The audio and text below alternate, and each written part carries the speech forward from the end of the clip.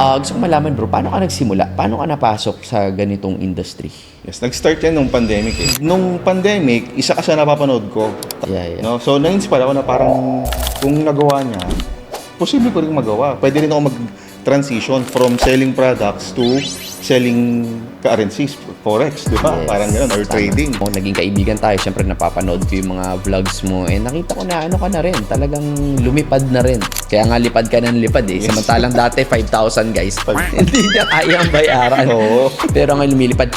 Tanong, paano mo naabot? Siguro lahat ng mga maling gawain ng mga traders, nagawa natin. Hanggang sa, alam mo yun, na nakuha ko paunti-unti yung tamang timpla. Kumbaga parang sa pagtitimpla ng kape, yung lasa, nakuha mo. Can you share and tell us more about your strategy? Actually, kung strategy pag-uusapan, napakaraming strategy eh. So, mayroon ako tinatawag na BRATE framework. B-R-A-T-E. Okay. So, every time na mag-trade ako, kailangan ma-check ko yung 5 letra na yon para masabi kong maganda yung chance ng magiging trade ko.